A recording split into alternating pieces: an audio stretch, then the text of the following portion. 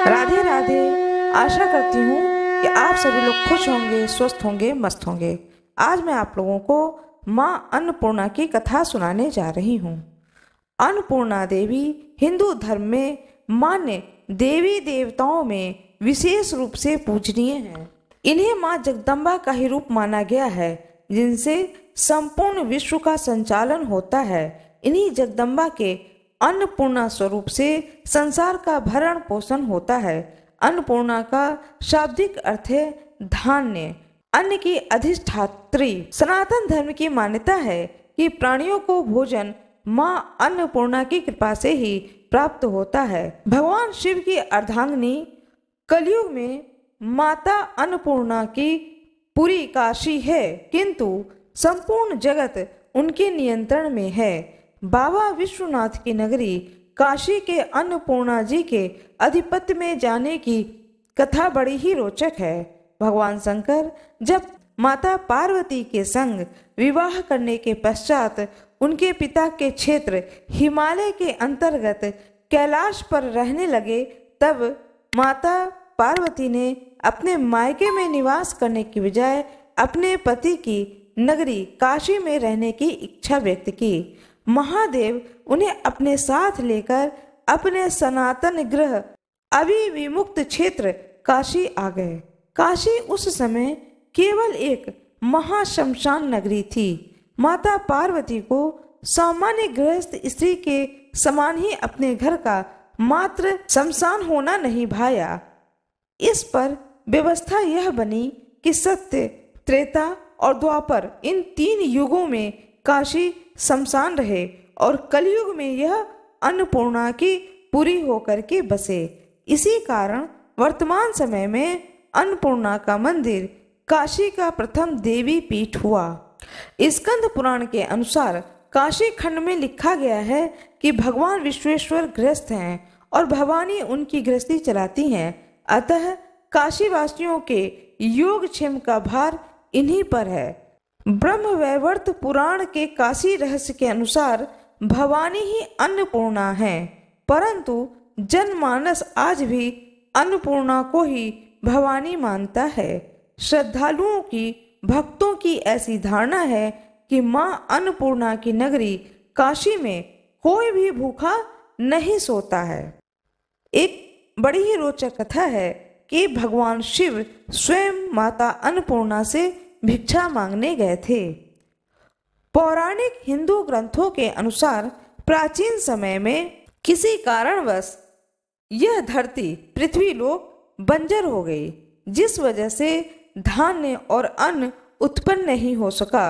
भूमि पर खाने पीने का सामान खत्म होने लगा, जिससे पृथ्वीवासियों की चिंता बढ़ गई। परेशान होकर के पृथ्वीवासी के लोग ब्रह्मा जी और भगवान श्री हरि विष्णु के शरण में गए और उनके पास पहुंचकर उनसे इस समस्या का हल निकालने की प्रार्थना करी।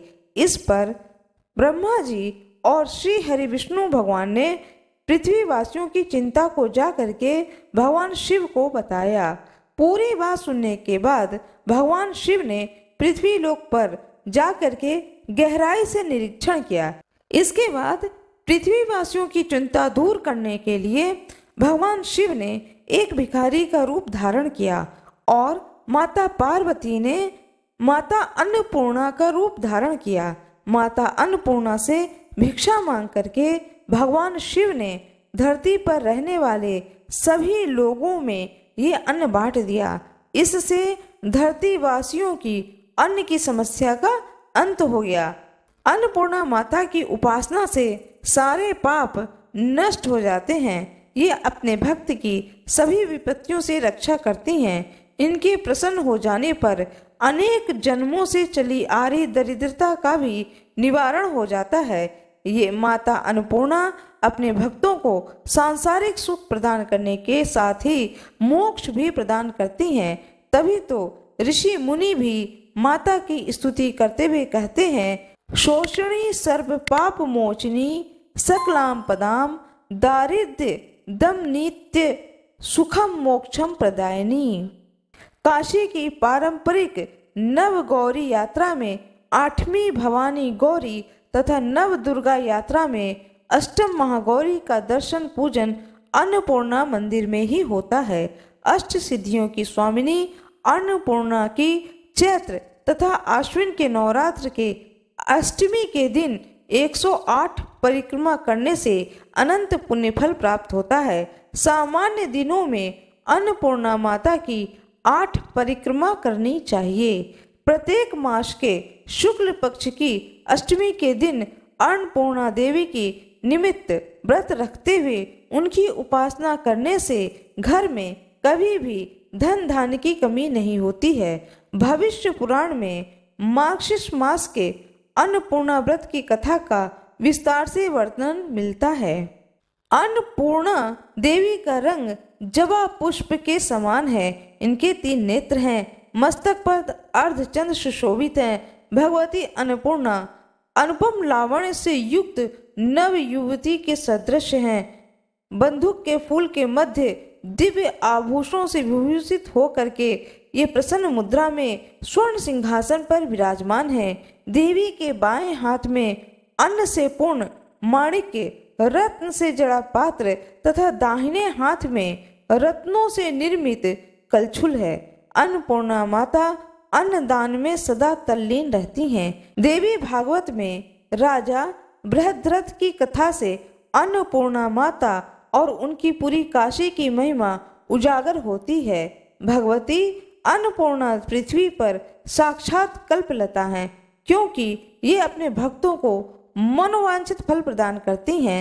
स्वयं भगवान शंकर इनकी प्रशंसा करते हैं और कहते हैं कि मैं अपने 5 मुख से भी माँ अन्नपूर्णा का पूरा गुणगान कर सकने में समर्थ नहीं हूँ।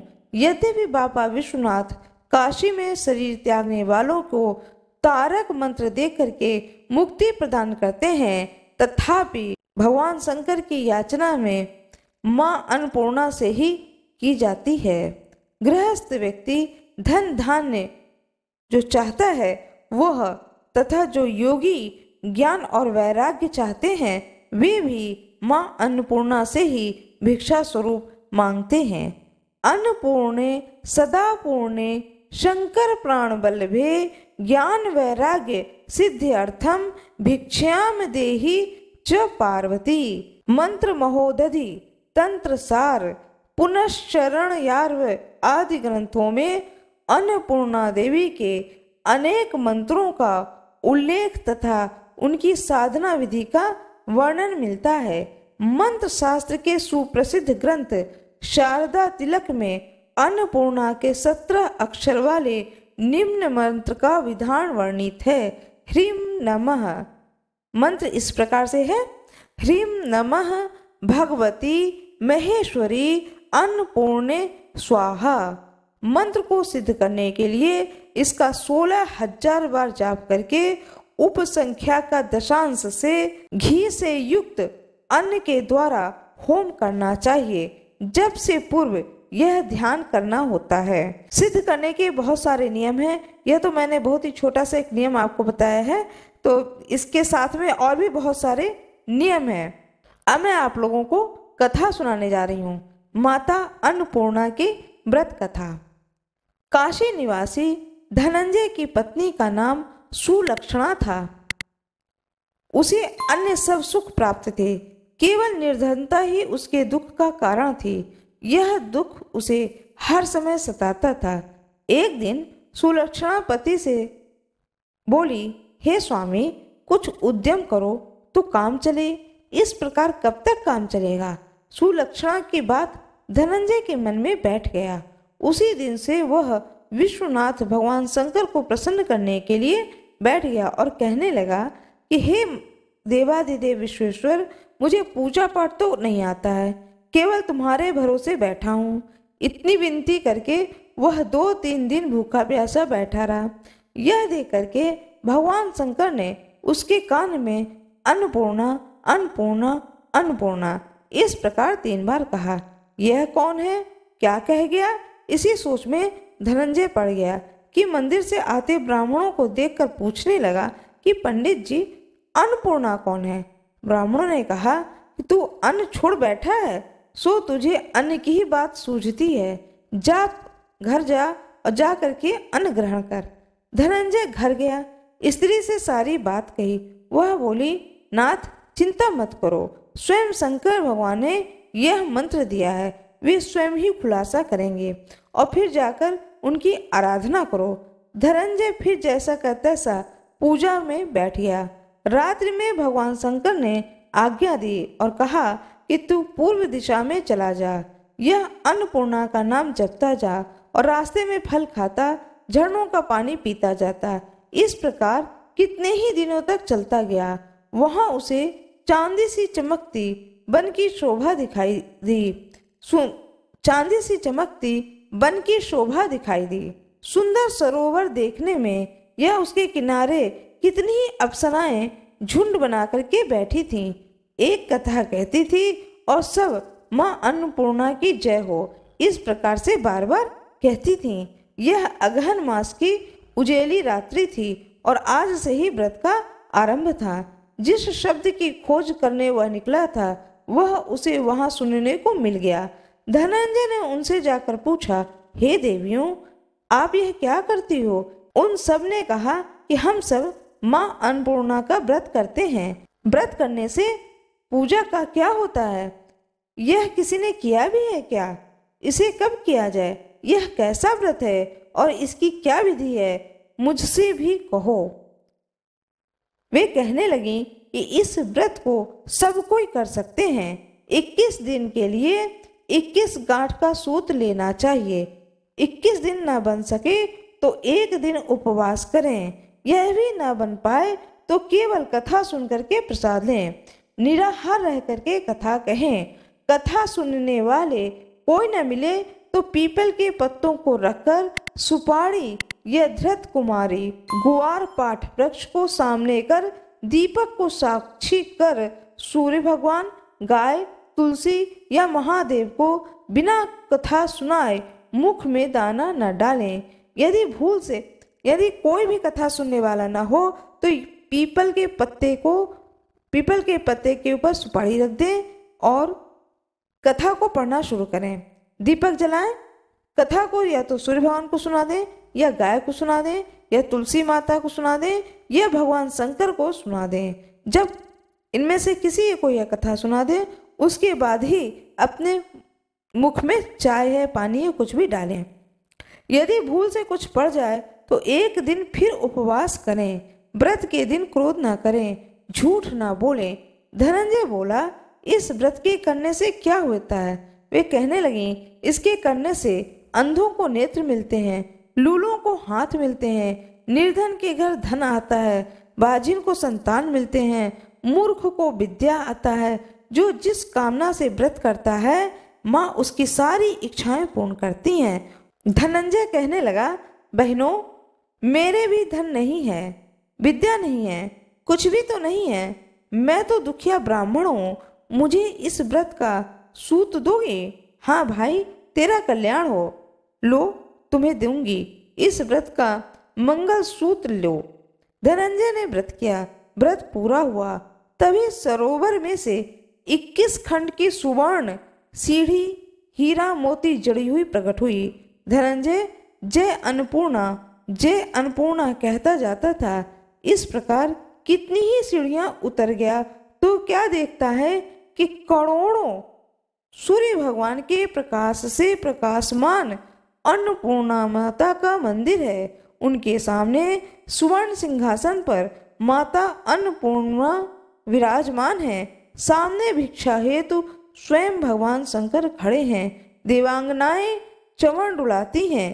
कितने ही हथियार बांधे पहरा देती हैं। धनंजय दौड़ करके माँ जगदम्बा के चरणों में गिर पड़ा। देवी ने उसके मन के क्लेश को जान गई। धनंजय कहने लगा, हे माता, आप तो अंतर्यामी हो, आपको अपनी दशा क्या बताऊं? माता बोली, तुमने मेरा व्रत किया है, जा, संसार तेरा सत्कार करेगा। माता ने धनंजय की जीवा पर बीज मंत्र लिख दिया। अब तो उसके रोम रोम में विद्या प्रकट हो गई। इतने में क्या देखता है कि वह काशी विश्वनाथ के मंदिर में खड़ा है।